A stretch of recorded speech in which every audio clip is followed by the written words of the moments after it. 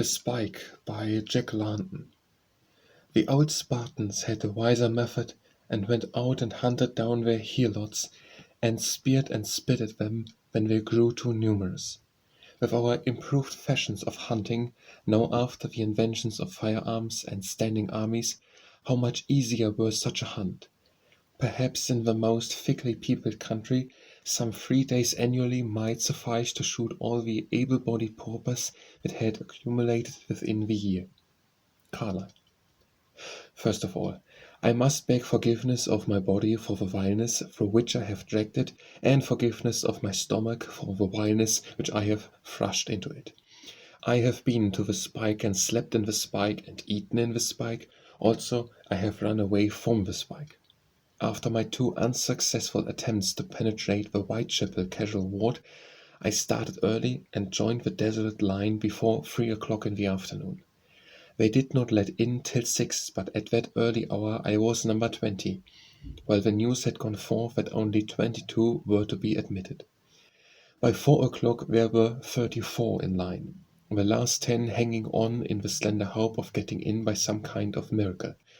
Many more came, looked at the line and went away, wise to the bitter fact that the Spite would be full up. Conversation was slack at first. Standing there till the man on one side of me and the man on the other side of me discovered that they had been in the smallpox hospital at the same time, though a full house of 1,600 patients had prevented their becoming acquainted. But they made up for it, discussing and comparing the most loathsome features of their diseases in the most cold-blooded, matter-of-fact way. I learned that the average mortality was 1 in 6, that one of them had been in 3 months and the other 3 months and a half, and that they had been rotten weird. Whereat my flesh began to creep and crawl, and I asked them how long they had been out. One had been out 2 weeks and the other 3 weeks. Their faces were badly pitted, though each assured the other that this was not so. And further, they showed me in the hands and under the nails the smallpox seeds still working out. Nay, one of them worked a seed out for my edification, and pop it went right out of his flesh into the air.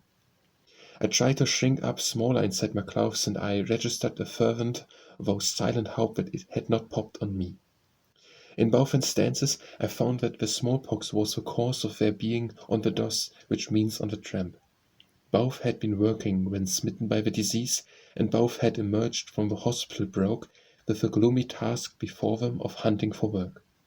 So far they had not found any, and they had come to the Spike for a rest-up after 3 days and nights on the street. It seemed that not only the man who becomes old is punished for his involuntary misfortune, but likewise the man who is struck by disease or accident. Later on, I talked with another man, Ginger we called him, who stood at the head of the line, a sure indication that he had been waiting since 1 o'clock. A year before, one day, while in the employ of a fish dealer, he was carrying a heavy box of fish which was too much for him. Result, something broke, and there was the box on the ground, and he on the ground beside it. At the first hospital, whither he was immediately carried, they said it was a rupture, reduced the swelling, gave him some vaseline to rub on it, kept him 4 hours, and told him to get along. But he was not on the streets more than 2 or 3 hours, when he was down on his back again. This time he went to another hospital and was patched up. But the point is, the employer did nothing, positively nothing, for the man injured in his employment, and even refused him a light job now and again when he came out. As far as Ginger is concerned, he is a broken man. His only chance to earn a living was by heavy work. He is now incapable of performing heavy work, and from now until he dies, the Spike, the pack, and the streets are all he can look forward to in the way of food and shelter. The thing happened, that is all. He put his bag under too great a load of fish, and his charge for happiness in life was crossed off the books. Several men in the line had been to the United States, and they were wishing that they had remained there, and were cursing themselves for their folly in ever having left. England had become a prison to them, a prison from which there was no hope of escape. It was impossible for them to get away. They could neither scrape together the passage money nor get a chance to work the passage. The country was too overrun by poor devils on that lay. I was on the seafaring man who had lost his clothes and money tag, and they all condoled with me and gave me much sound advice. To sum it up, the advice was something like this: to keep out of all places like the Spike. There was nothing good in it for me. To head for the coast and bend every effort to get away on a ship. To go to work if possible and scrap together a pound or so with which I might bribe some steward or underling to give me chance to work my passage. They envied me my youth and strength, which would sooner or later get me out of the country. These they no longer possessed. Age and English hardship had broken them, and for them the game was played and up. There was one, however, who was still young, and who, I am sure, will in the end make it out. He had gone to the United States as a young fellow, and in 14 years' residence, the longest period he had been out of work was 12 hours. He had saved his money, grown too prosperous, and returned to the mother country. Now he was standing in line at the Spike. For the past 2 hours, he told me, he had been working as a cook. His hours had been from 7 a.m. to 10:30 p.m., and on Saturday to 12:30 p.m. 95 hours per week, for which he had received 20 shillings or $5. But the work and the long hours was killing me, he said, and I had to chuck the job. I had a little money saved, but I spent it living and looking for another place. This was his first night in the Spike, and he had come in only to get rested. As soon as he emerged, he intended to start for Bristol, a 110-mile walk, where he thought he would eventually get a ship for the States. But the men in the line were not all of his caliber. Some were poor, wretched beasts, inarticulate and callous, but for all of that, in many ways very human. I remember a carter, evidently returning home after the day's work, stopping his cart before us so that his young hopeful, who had run to meet him, could climb in. But the cart was big, the young hopeful little, and he failed in his several attempts to swarm up. Whereupon one of the most degraded-looking men stepped out of the line and hoisted him in. Now the virtue and the joy of his act lies in that it was service of love, not hire. The carter was poor, and the man knew it, and the man was standing in the spike line, and the carter knew it, and the man had done the little act, and the carter had thanked him, even as you and I would have done and thanked. Another beautiful touch was that displayed by the hopper and his old woman. He had been in line about half an hour when the old woman, his maid, came up to him. She was fairly clad for her class, with a weather-worn bonnet on her grey head and a sacking-covered bundle in her arms.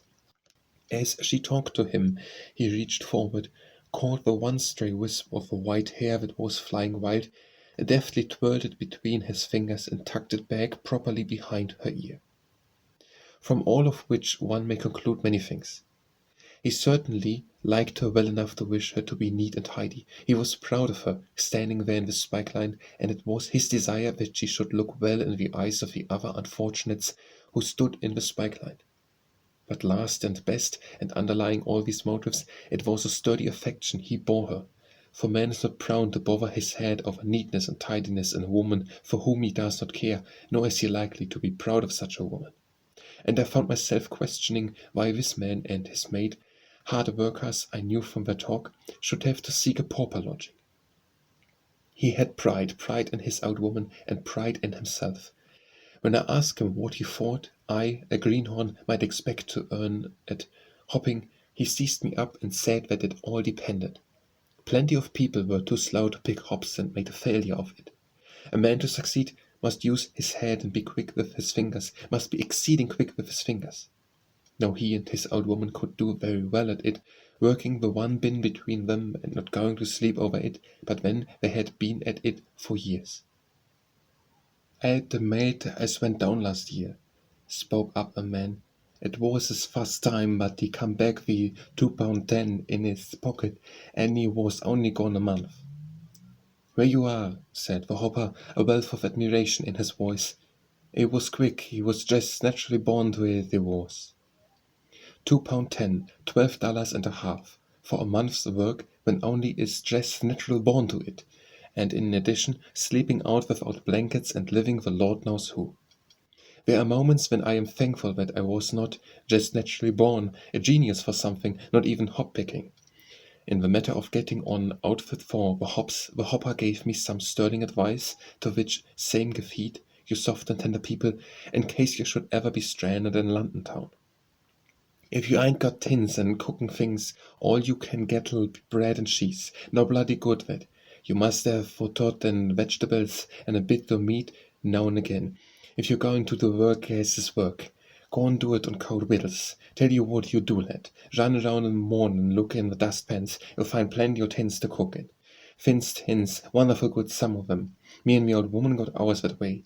He pointed at the bundle she held while she nodded proudly, beaming on me with good nature and consciousness of success and prosperity.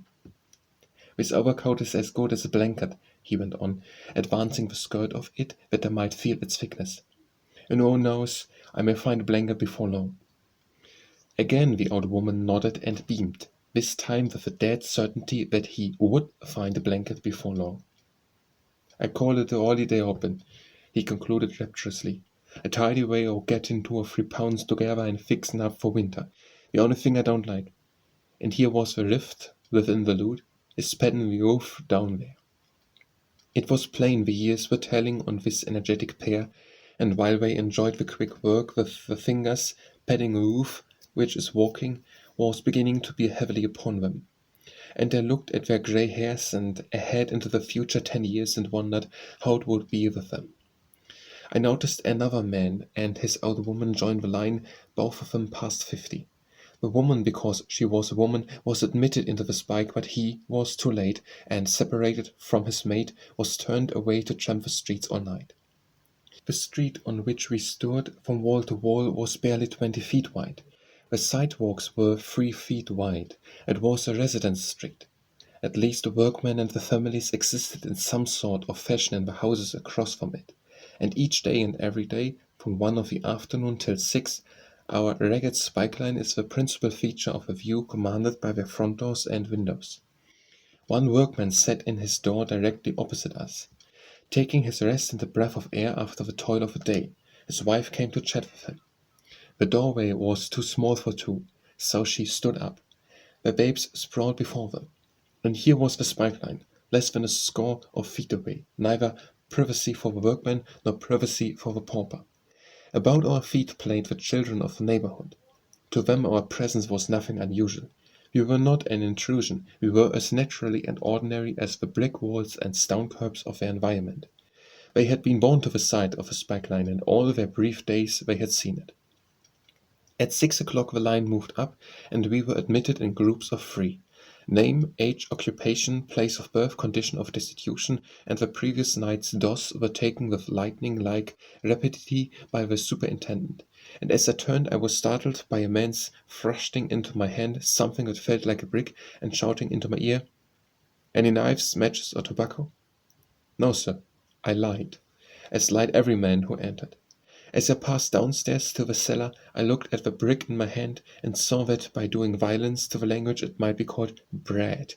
By its weight and hardness, it certainly must have been unleavened.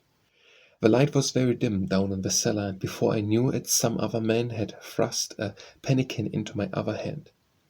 Then I stumbled on to a still darker room, where were benches and tables and men. The place smelled vilely, and the sombre gloom and the mumble of voices from out of the obscurity made it seem more like some anteroom to the inferior regions. Most of the men were suffering from tired feet, and they prefaced the meal by removing their shoes and unbinding the filthy rags with which their feet were wrapped. This added to the general noisomeness, while it took away from my appetite. In fact, I found that I had made a mistake. I had eaten a hearty dinner 5 hours before, and to have done justice to the fare before me I should have fasted for a couple of days. The pannikin contained skilly, 3/4 of a pint, a mixture of Indian corn and hot water. The men were dipping the bread into heaps of salt scattered over the dirty tables. I attempted the same, but the bread seemed to stick in my mouth, and I remembered the words of a carpenter, "You need a pint of water to eat the bread nicely." I went over into a dark corner where I had observed other men doing, and found the water. Then I returned and attacked the skilly. It was coarse of texture, unseasoned, gross, and bitter.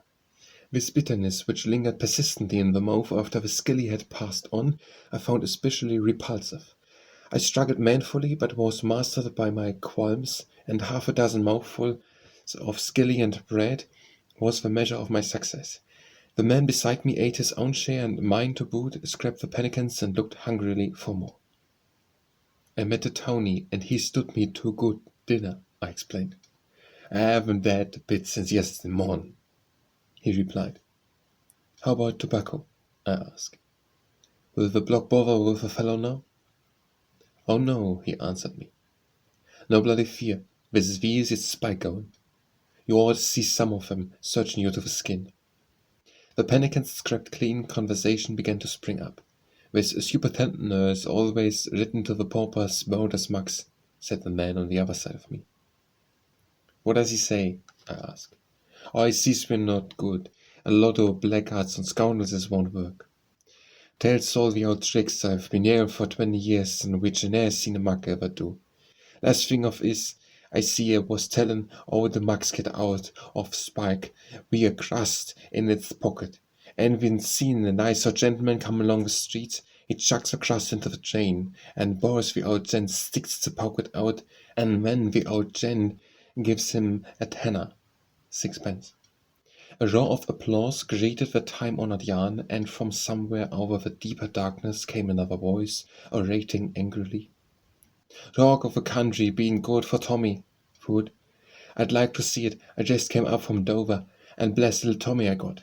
We won't gi' a drink of water, we won't, much less Tommy.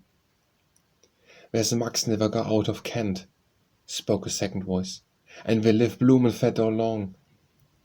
I come from Kent, went on the first voice, still more angrily, and God blame if I see any Tommy. I always notice as the blocks as talks about how much they can get when they're in the Spike and eat my shares of skilly as well as the bleedin' out. There's chaps in London, said a man across the table from me, that get all the Tommy they want, and they never think of going to the country. Stay in London the year round, not ever think of looking for a kip place to sleep till 9 o'clock or 10 at night. A general chorus verified his statement. But they are bloody clever, them chaps, said an admiring voice. Course they are, said another voice. But it's not the likes of men and you can do it. You got to be born to it, I say. Them chaps have been opening cabs and selling papers since the day they were born, and their fathers and mothers before 'em. It's all in the chain, I say, and the likes of me and you would starve at it. This also was verified by the general chorus, and likewise the statement that there was. Mugs as lives for 12 months around in the Spike and never get a blessing bit of Tommy other than Spike skilly and bread. I once got half a crown in the Stedford Spike, said a new voice. Silence fell on the instant, and all listened to the wonderful tale. There was 3 of us breaking stones, winter time, and the cold was cruel. However, 2 said they'd be blessed if they do it, and they didn't. But they kept wearing into mine to warm up, you know. And then the Guardians came, and the other chaps got run in for 14 days, and the Guardians, and they see what I've been doing, give me a tenner each, 5 of them, and turns me up. The majority of these men, nigh all of them, I found do not like the Spike and only come to it when driven in. After the rest up, they are good for 2 or 3 days and nights on the streets, when they are driven in again for another rest. Of course, this continuous hardship quickly breaks their constitutions, and they realize it, but only in a vague way, while it is so much the common run of things that they do not worry about it. On the DOS, they call vagabondage here, which corresponds to on the road in the United States. The agreement is that kipping or dossing or sleeping is the hardest problem they have to face, harder even than that of food. The inclement weather and the harsh laws are mainly responsible for this, while the men themselves ascribe their homelessness to foreign immigration, especially of Polish and Russian Jews who take their places at lower wages and establish a sweating system. By 7 o'clock we were called away to bath and go to bed. We stripped our clothes, wrapping them up in our coats and buckling our belts about them, and deposited them in a heaped rack and on the floor, a beautiful scheme for the spread of vermin. Then, 2 or 3, we entered the bathroom. There were 2 ordinary tubs, and this I know. The 2 men preceding had washed in the water.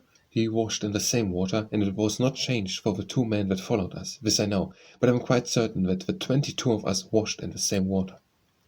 I did no more than make a show of splashing some of this dubious liquid at myself, while I hastily brushed it off with a towel wet from the bodies of other men. My equanimity was not restored by seeing the back of one poor wretch a mass of blood from attacks of vermin and retaliatory scratching. A shirt was handed me, which I could not help but wonder how many other men had worn, and with a couple of blankets under my arm I trudged off to the sleeping apartment, which was a long narrow room, traversed by two low iron rails. Between these rails were stretched, not hammocks, but pieces of canvas, 6 feet long and less than 2 feet wide. These were the beds, and they were 6 inches apart and about 8 inches above the floor. The chief difficulty was that the head was somewhat higher than the feet, which caused the body constantly to slip down. Being slung to the same rails, when one man moved, no matter how slightly, the rest were set rocking, and whenever I dozed, somebody was sure to struggle back to the position from which he had slipped and arouse me again. Many hours passed before I wanted to sleep. It was only 7 in the evening, and the voices of children, in shrill outcry playing in the street, continued till nearly midnight. The smell was frightful and sickening, while my imagination broke loose, and my skin crept and crawled till I was nearly frenetic. Grunting, groaning, and snoring arose like the sounds emitted by some sea monster, and several times, afflicted by nightmares, one or another, by his shrieks and yells, aroused the lot of us. Toward morning I was awakened by a rat or some similar animal on my breast. In the quick transition from sleep to waking, before I was completely myself, I raised a shout to wake the dead. At any rate, I woke the living, and they cursed me roundly for my lack of manners. But morning came, with a 6 o'clock breakfast and my bread and skilly, which I gave away, and we were told off to our various tasks. Some were set to scrubbing and cleaning, others to picking oakum, and 8 of us were convoyed across the street to the Whitechapel Infirmary, where we were set at scavenger work. This was the method by which we paid for our skilly and canvas, and I, for one, know what I paid in full many times over. Though we had most revolting tasks to perform, our allotment was considered the best, and the other men deemed themselves lucky in being chosen to perform it. "Don't touch it, mate, the narcissist's deadly," warned my working partner as I held open a sack into which he was emptying a garbage can. It came from the sick wards, and I told him that I purposed neither to touch it nor to allow it to touch me. Nevertheless, I had to carry the sack and the other sacks down 5 flights of stairs and empty them in a receptacle where the corruption was speedily sprinkling with strong disinfectant. Perhaps there is a wise mercy in all this. These men of the spike, the peg, and the street are encumbrances. They are of no good or use to anyone nor to themselves. They clutter the earth with their presence and are better out of the way. Broken by hardship, ill-fed and worse nourished, they are always the first to be struck down by disease, as they are likewise the quickest to die. They feel themselves that the force of society tend to hurl them out of existence. We were sprinkling disinfectant by the mortuary when the dead wagon drove up and 5 bodies were packed into it. The conversation turned to the white potion and black jack, and I found they were all agreed that the poor person, man or woman, who in the infirmary gave too much trouble or was in a bad mood was polished off. That is to say, the incurable and the obstreperous were given a dose of black jack or the white potion and sent over the divide. It does not matter in the least whether this be actually so or not. The point is, they have a feeling that it is so, and they have created the language with which to express that feeling. Black jack, white potion, polishing off. At 8 o'clock we went down into a cellar under the infirmary, where tea was brought to us and the hospital scraps. These were heaped high on a huge platter in an indescribable mess: pieces of bread, chunks of grease, and fat pork. The burnt skin from the outside of roasted joints, bones, in short, all the leavings from the fingers and mouths of the sick ones suffering from all manner of diseases. Into this mess the men plunged their hands, digging, pawing, turning over, examining, rejecting, and scrambling for. It wasn't pretty. Pigs couldn't have done worse, but the poor devils were hungry, and they ate ravenously all the swill, and when they could eat no more they bundled what was left into their handkerchiefs and thrust it inside their shirts. Once when I was here before, what did I find out there but a whole lot of pork ribs, said Ginger to me. Out there, he meant the place where the corruption was dumped and sprinkled with strong disinfectant. There was a prime lot, no end o' meat in them, and I had 'em into my arms and was out the gate and down the street a looking for some un to give 'em to. Couldn't see a soul, and I was running round clean crazy, the rock running after me and thinking I was slinging my oak, running away, and just before he got me, I got a out woman and poked 'em into her apron.